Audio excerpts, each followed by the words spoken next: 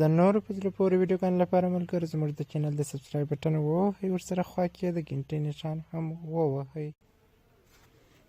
السلام علیکم ملګرو، الله دې وکړي چې جوړ او روغ یاست. د صحت جامع بین پرتنې دوستانو، نوې ویډیو مې درته راوړې ده دوستانو.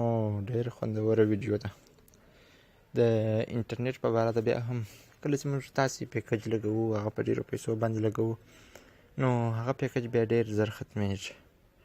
نو نن مې درته داسې طریقه راوړې ده، داسې سیټینګ مې راوړې ده چې تاسې خپل موبایل کې وکړئ دوستانو. ستاسې انټرنیټ که پخوا 2 ورځې ولې، دا وارې به 4 ورځې وي. که پخوا 4 ورځې ولې، دا وارې به 8 ورځې وي.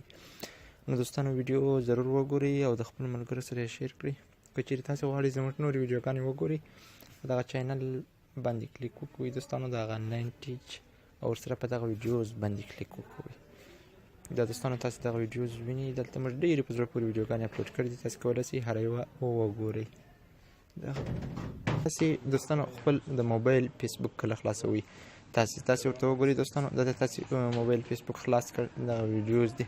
تاسې ورته ګورئ دوستانو، دغه ویډیوګانې خپله پلی کېږي. هره یوه ویډیو چې تاسې د خپل مخ څخه تېروئ دوستانو، هغه به خپله پلی کېږي.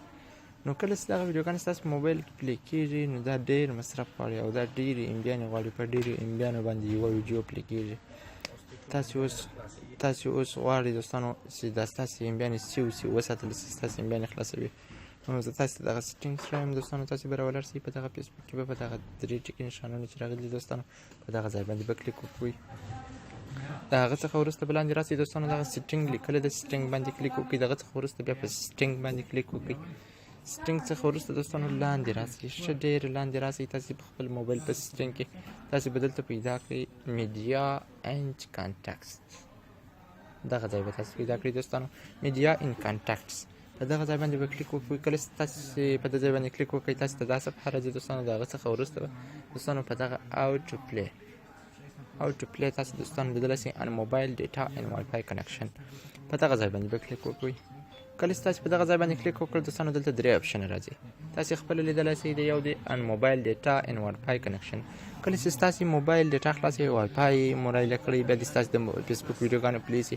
او دا دوم چې دوستانو انلی وائی فای کنکشن، ان وائی فای کنکشن انلی خالص. کله ستاسې وائی فای سره کنیکټ کړئ، ستاسې د فیسبوک ویډیوګانې دې پلی شي. او دا درېیم چې دوستانو دا نیور اوټو پلی ویډیوز، هېڅکله دې ویډیو پلی نه شي چې ستا خوښه نه وي، تر هغو ویډیوګانې نه پلی کېږي.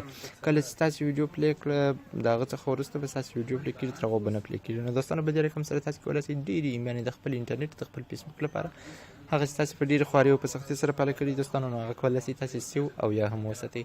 نو مننه دوستانو، سره بیا پرې موږ ته هم دعاګانې کوئ. که دا ویډیو مو خوښ شوي دوستانو، لایک یې کړئ او شیر یې کړئ. الله په امان.